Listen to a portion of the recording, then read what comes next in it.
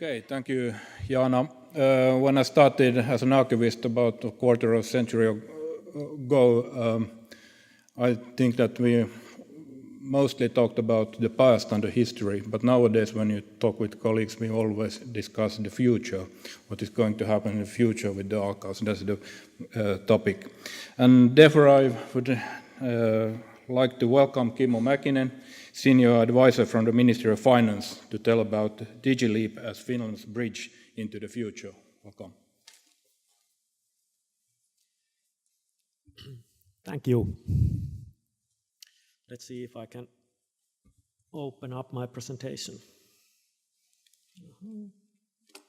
The title is interesting. I started to figuring out what should I tell about in this area of DigiLeap. What is DigiLeap?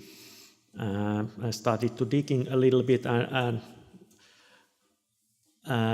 looked into what our government has been doing in recent years. I work there at the Ministry of Finance in the department which is responsible for steering the public sector of their ICT solutions and guiding the general digitalization related questions as well. So when this our government program was announced 2015, I guess this was the one of the very big cornerstones of the government program that we should emphasize on digitalization and fully use the possibilities in that area. The government program stated that we should dismantle unnecessary regulation and also cutting the red tape. Also, what was something that I think we didn't have or not have before was the line saying that we should be more, we should do more experimentations.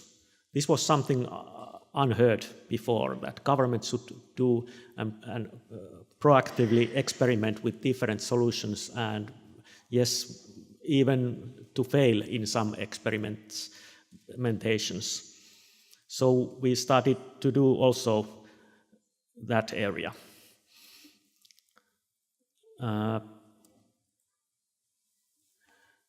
Going into details in that government program, it was also very much the emphasis on user-oriented services that we should more and more start developing. I know, of course, we have the user in the center, but it wasn't always that clear what it means to have that kind of services, and different government agencies had a little bit different views about user-oriented services. And also, back in 2015, the conversation really started of having primarily digital services or aiming to that direction. So, having said these lines, it kind of like started to go into the details, and the government program stated that we should draw digitalization principles, and I will come back later on details of those principles, but actually those principles are very important facts now, that when public sector services are being developed, we always should look into those principles. And of course, new governments stated that, and also was pointing to internal administrative processes, that we should more closely look how they could be digitalized.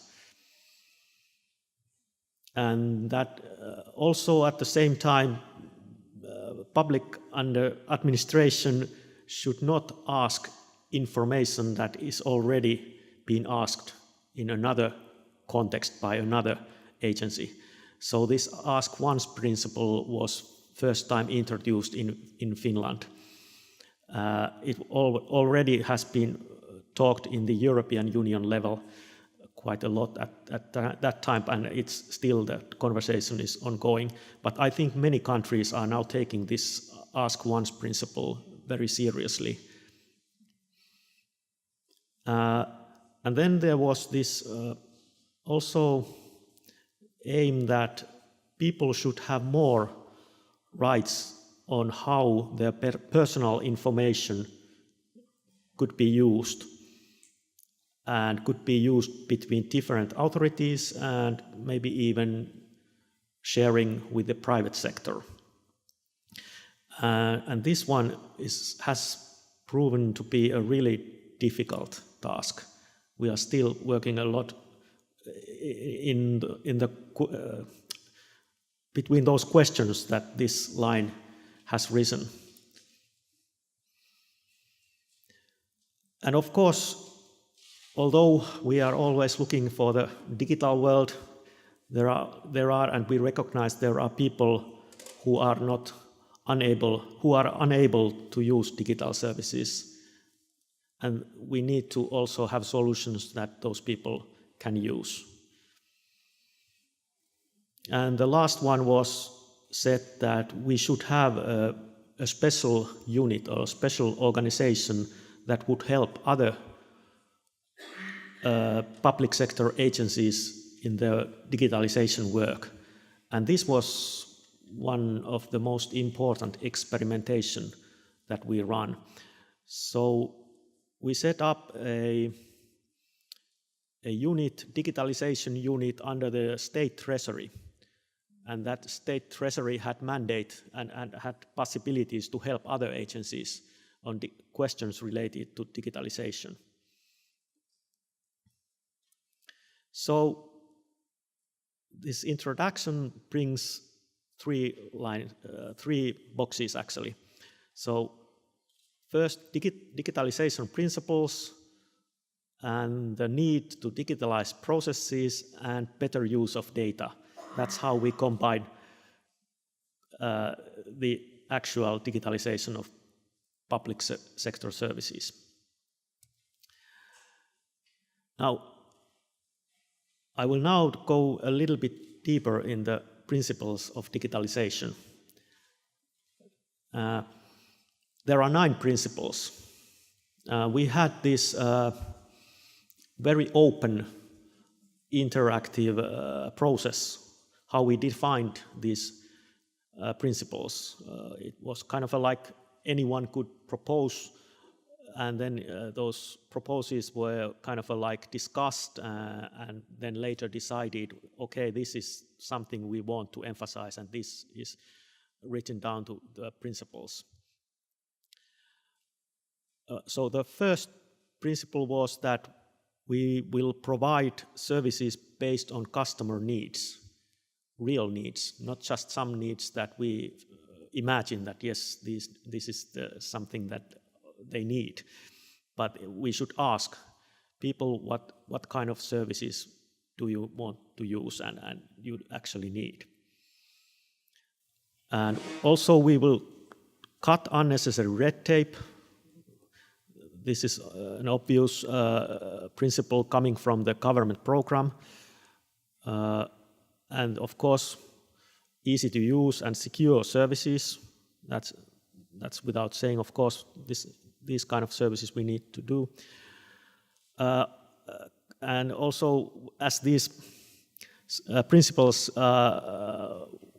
were drafted and prepared in the Ministry of Finance, this fourth principle is close to our mind, because we will need to produce benefits for our customers very quickly.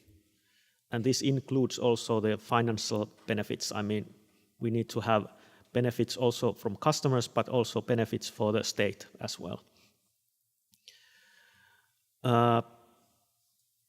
We will also serve in case of disruptions. This means both electronic and physical disruptions. I mean, unaccepted disruptions, we should be able to handle them more better. We will have the ask only once principle.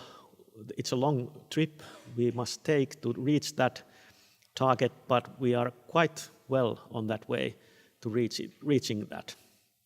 There are a number of services that are actually working using this principle already.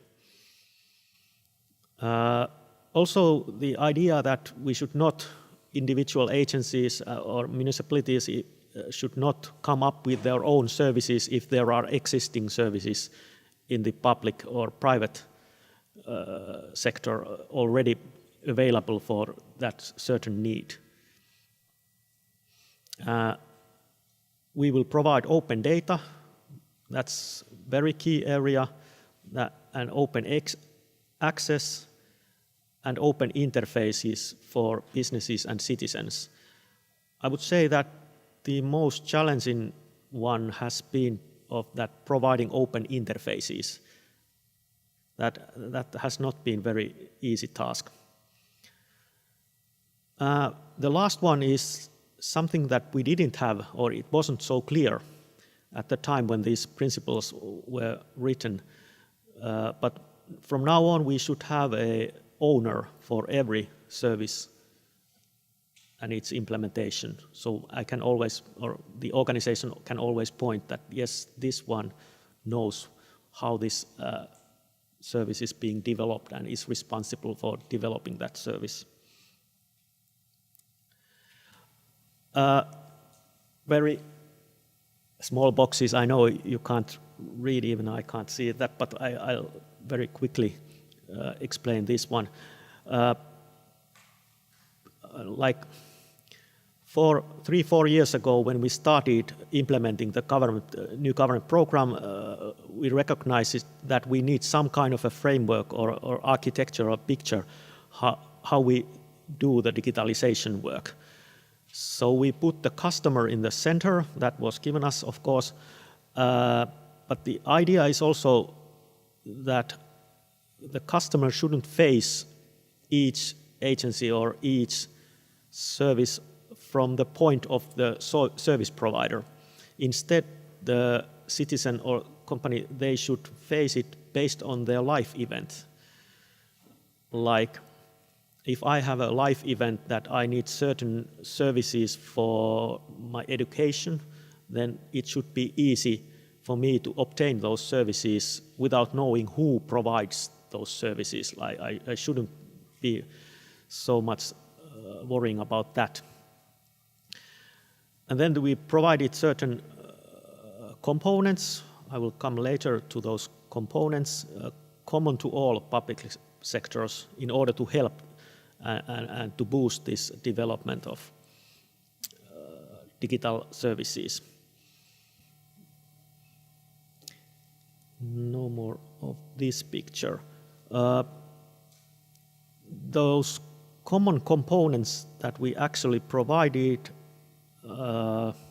were finished last year, kind of like finalized. Most of them are now finalized and being used, and we are already thinking about what kind of a new things to do into these common components.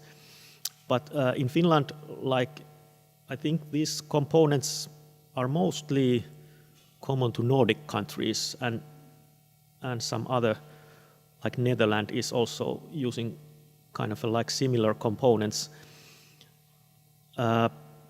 Maybe worth mentioning from these components, and we have high expectations, like it's like a pioneering work for us. It's e-authorizations is one example. The ability to authorize another natural person to interact with the public sector on behalf of another person is kind of like groundbreaking work. And it also covers the legal person. You can also authorize legal person to do activities on your behalf. So we have now implemented these common components, and we have put the citizen in to the center, but also in this picture there are, of course, companies and authorities. They also are part of the solution, and you can use those common components.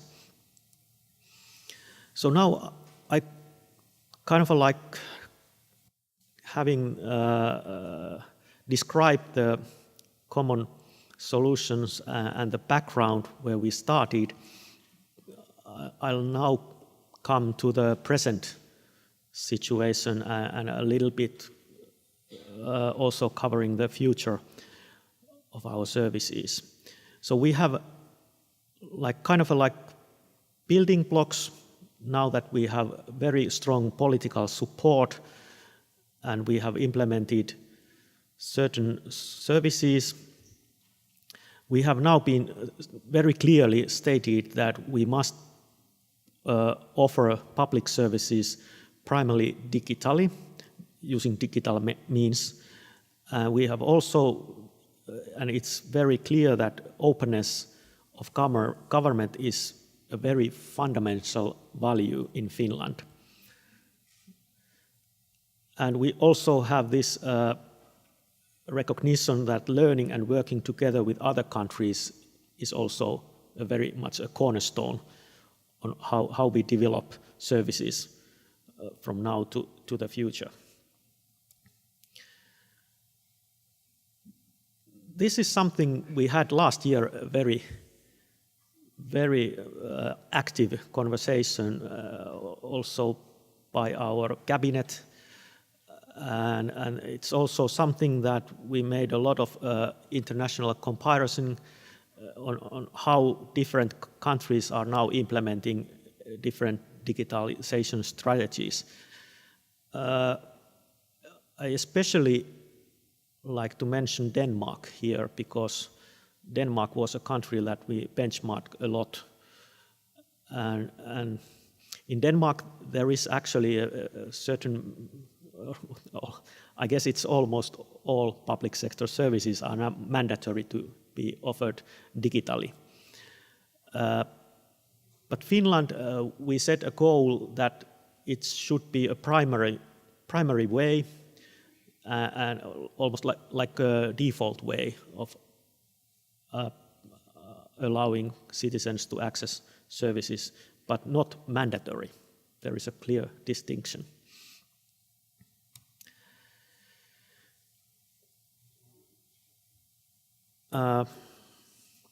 It actually comes back to how we do this at the moment, is that European Union has set the accessibility directive. And now that we are nationally implementing the accessibility directive, we have added some national features into that legislation. And that legislation is now, is going to the parliament, and it will state that public sector agencies, they have a very strong, they have to provide digital services. It's no longer option for the public sector agencies. So that is now kind of like changing.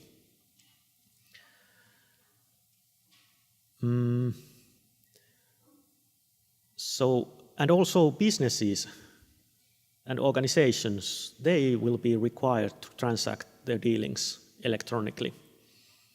And there have not been very arguments against this policy. So I think business is pretty much ready to start using only the digital way.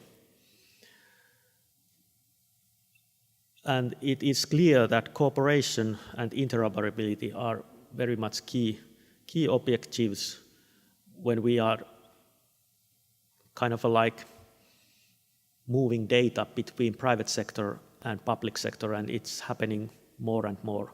It's becoming very common these days.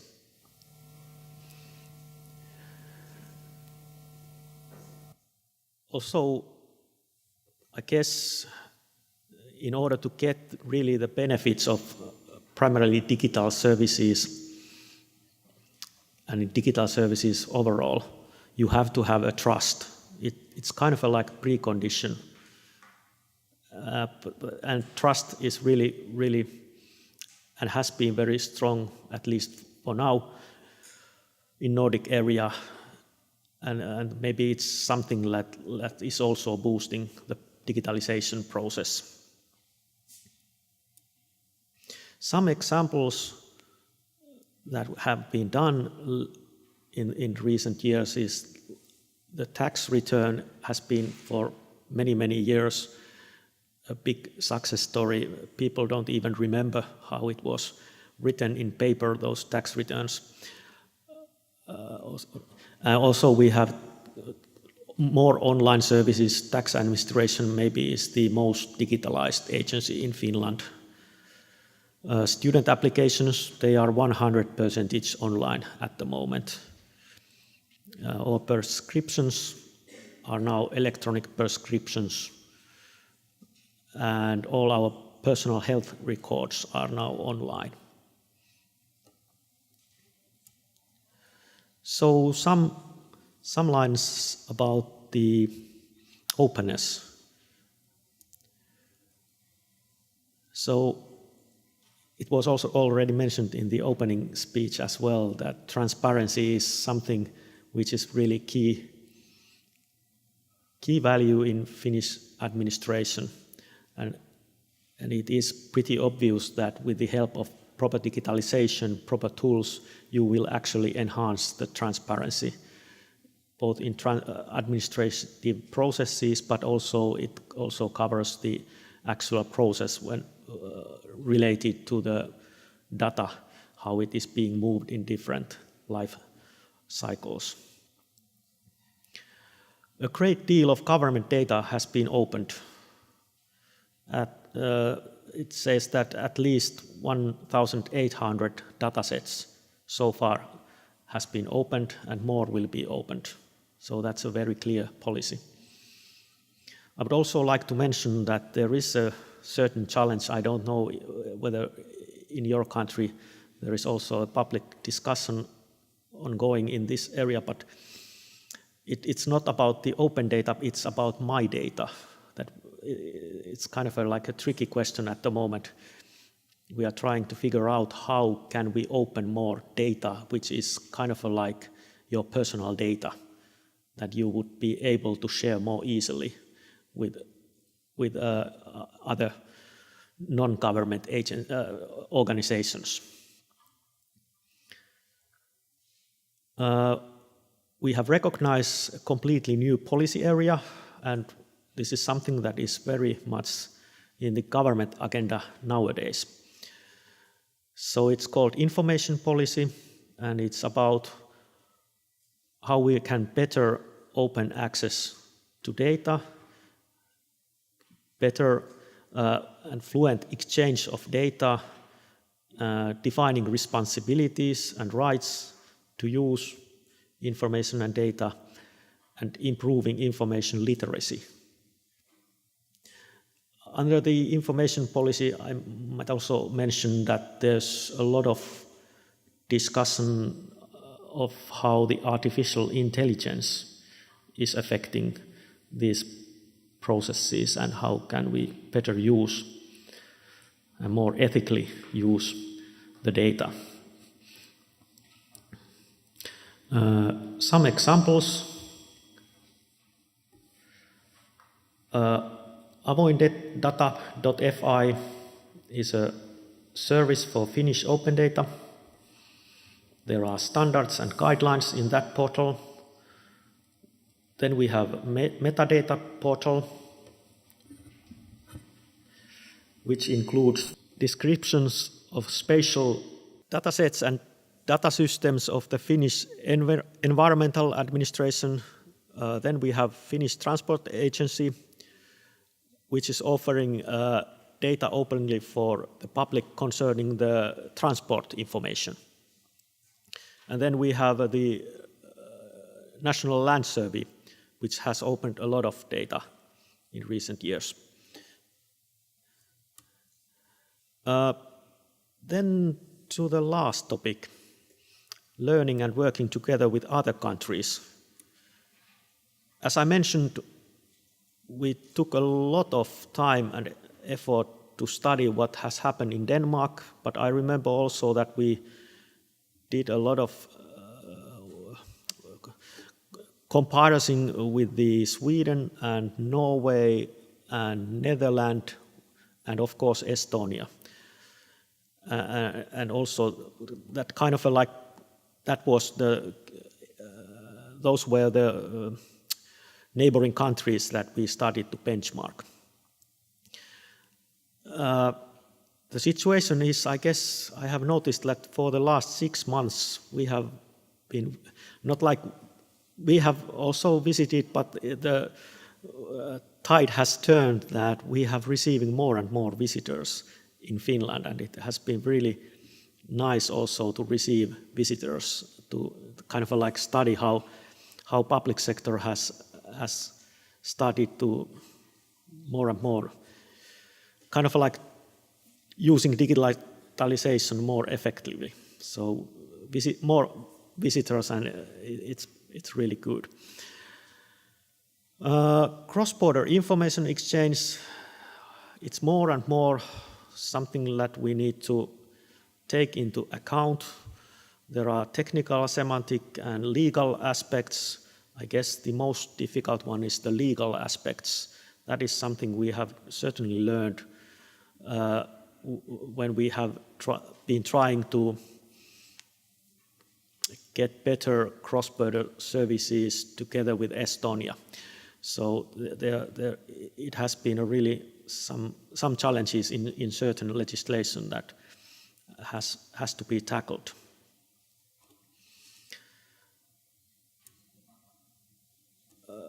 Okay, European Union is very important. It continues to be a very important partner for us. Finland and Estonia, very special relationship we have. We started this Nordic Institute for Interoperability Solutions. I guess this is the first institute. I haven't heard any other institutes that 2 countries form. The institute is also accepting other members, so we are open institute, and it will allow other members to join. But at the moment, the very key area that this institute is developing it's called the X-Road technology. It was developed in Estonia. Later, it was implemented here in Finland, and it is kind of like technology that enables like base registries of different agencies, different information systems more effectively to transfer data reliably over the internet. It's like a kind of like a spider network. All instances are connected. But now 2 countries actually are connected. So for example, Estonian tax agency is able to connect with the Finnish tax agency. Historically, Nordic, especially with the Nordic countries, we all have had a close cooperation. An example is the demographic data exchange, which has been with Sweden. We have had this arrangement for many, many years. We have ISA program, very important for the boosting the e-government development within the EU. And also we have the chief information officers, both in the Council of Information Technology in Government Administration. It's called ICA organization. It's international organization, but I should also mention that there is a very active CEO network within the Nordic countries as well. They meet regularly and exchange information. Maybe the most, which is kind of like close to my everyday work and is a good example of the work that we do cross-border, is the implementation of EU eIDAS Act. So starting from the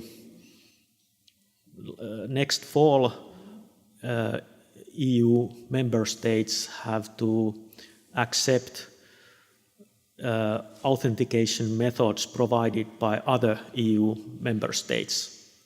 And the first member states that we will face during this process is Germany. German ID cards, you can access Finnish public sector services using that smart card. And that's a very concrete example of information exchange when this arrangement starts.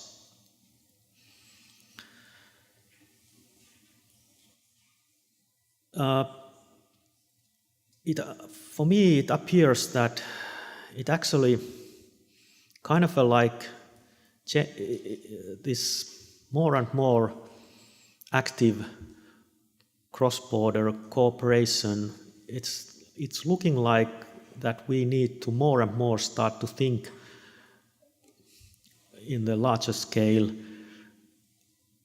And when we start, for example, designing new services for citizens and cooperation, we have to kind of like have a mindset that these services will be cross-border by default. So we can't no longer trust that we will build services only for our own local citizens. So this is a quite recent study. Maybe it shows that we have had some success of implementing the e-government program.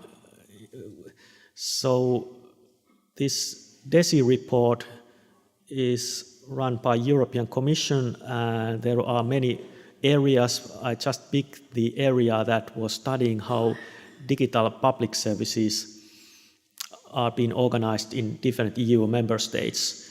So for the first time, we beat Estonia. That's something that hasn't happened for a while. But in this particular area, we hit the highest score.